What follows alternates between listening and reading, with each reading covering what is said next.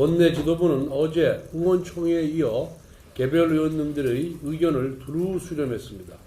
국민의힘은 어제 법사위를 통과한 민주당의 반헌법적인 내란 외환 특검법을 절대 수용할 수 없습니다. 우리 당은 최상목 대통령 권한대행의 요청에 따라 야당과의 특검법 협의에 임하겠습니다. 이에 우리 당은 위헌적 요소를 제거한 자체적인 비상계엄 특검법을 발의하기로 했습니다.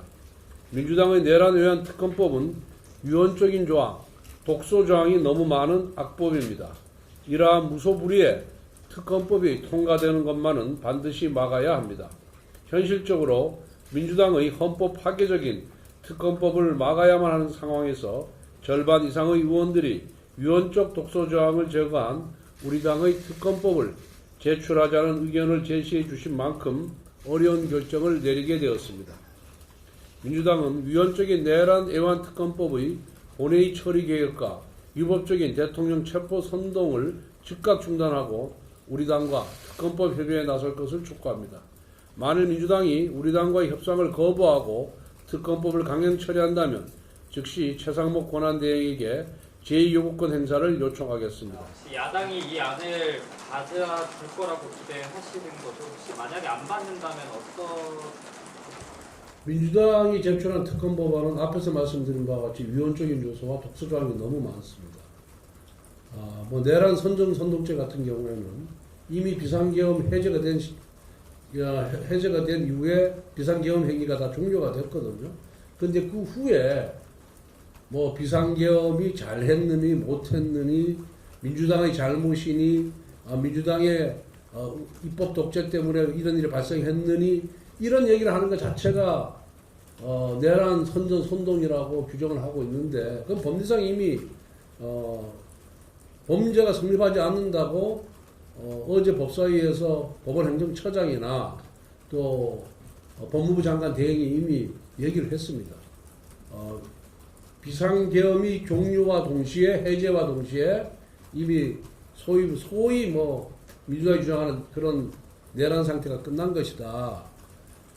그런데 이렇게 합리적으로 우리가 수사 대상을 정하고 그리고 평등권을 침해하지 않는 범위 내에서 독소 조항을 걷어낸 것에 대해서 민주당이 받지 못하겠다고 한다면은 그러면 민주당은 이 특검을 통해서 진상규명을 하는 것에 목적이 있는 것이 아니라 이 특검을 통해서 우리 국민의힘을 계속해서 압박하고 공격하겠다.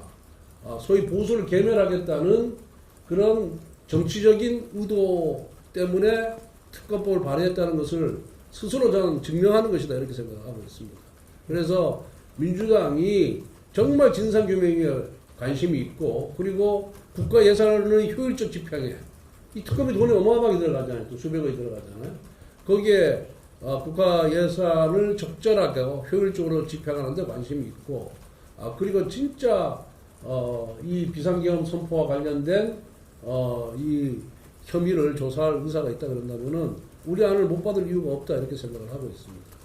그리고 우리 당 의원들도 민주당의 발의한 이 특검법은 위헌이고 독소조항이 많아서 받아들일 수 없다는 것이 대다수 의원들의 의견입니다.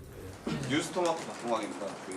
수사 대상을 설정하는 게 수사 대상을 합리적으로 설정하지 않으면 보수 괴멸로 이어진다. 이렇게 정리를 해볼 수 있을 것 같은데 말씀하신 거를.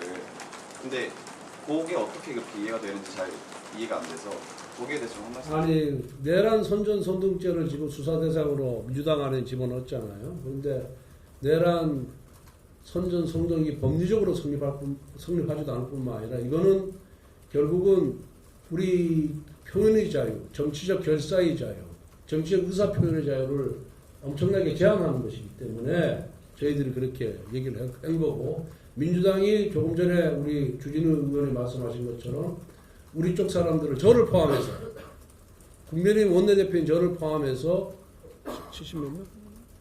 70건 70여 건 정도를 이미 내란 선동죄로 경찰에 지금 고발을 한 상태예요. 그럼 결국은 그 의도가 뭡니까? 민주당의 뜻에 맞지 않는 발언을 하는 사람, 주장을 하는 사람들은 모조리 수사 대상으로 삼겠다는 거 아니겠어요? 그게 바로 보수 괴멸의 징표지 뭐가 더 있겠습니까?